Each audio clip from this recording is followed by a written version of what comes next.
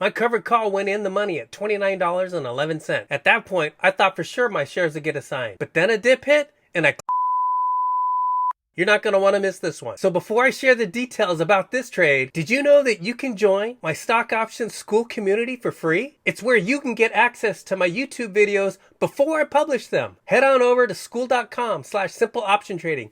I'll leave a link in the description down below. Let's take a look at this trade using my covered call analyzer.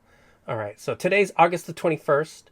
And we're talking about stock symbol SOXL. And I'm using an expiration date of August the 29th. And I picked the $27.50 strike price. And I've specified 60 cents as the share premium. Now my cost basis for the shares was actually pretty high. It's $27.33. And now we're ready to take a look at the actual output from the analyzer. So we can see it's for a covered call using stock symbol SOXL. The current market price is $25.75, and I have exactly 100 shares, so I'm able to sell one option contract. And the current value, based on the current market price, the share value is $2,575.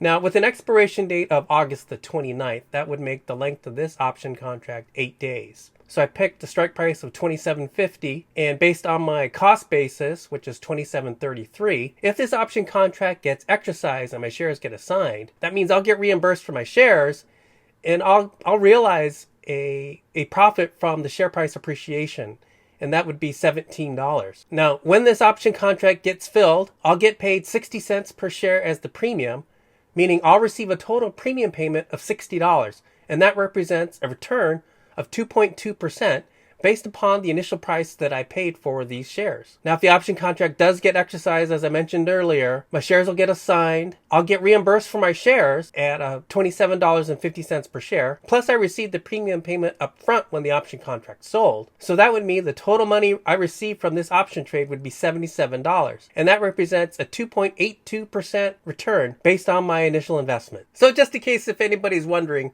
whether or not I actually submitted this order and had it picked up, I've opened my trading account. We can take a look at my trading history, and you can see here I sold a covered call for stock symbol SOXL with a strike price of $27.50 and an expiration date of August the 29th of 2025.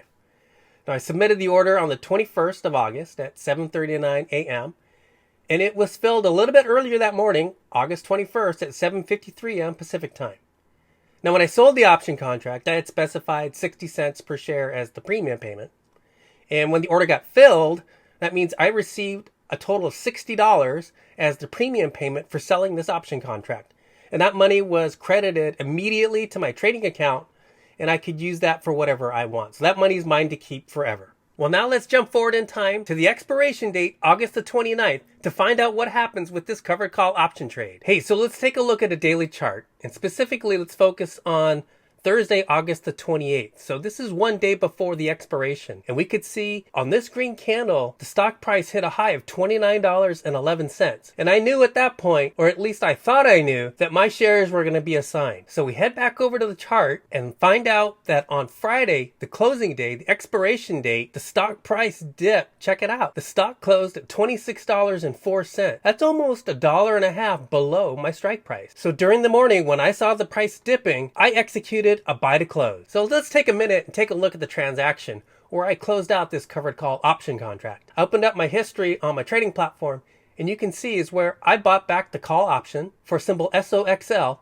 that had a strike price of $27.50 and an expiration date of August the 29th. Now, that morning, August the 29th, you could see here, I submitted the order at 6:43 a.m. Pacific time, and my order got filled that same morning, a few minutes later at 7:11 Pacific time. Now, a lot of folks may be asking, why didn't I just wait for the option contract to expire? Because the price was already below the strike price. Well, there was no guarantee that the price wouldn't recover and rise above the strike price, so I figured I'm going to go ahead and buy this option contract back and guarantee that my shares won't get assigned. So in order to close out this contract, I paid 5 cents as part of the buy to close strategy, which means I had to pay a total of $5 to close out this option contract. I originally received a $60 premium payment when I opened this covered call option contract, and I ended up closing it out for $5, meaning my net profit on this trade was $55, which works out to just over a 2% return. So I net $55, I keep my shares, which I could turn around and use them again to sell another covered call. Hey, I hope you enjoyed this video. It was a lot of fun for me to make and share this information with you. If you haven't joined my free user community of option traders just like you and I, be sure to join. It's at school.com/simpleoptiontrading. I'm going to leave a link in the description down below. I'll see you in the next video.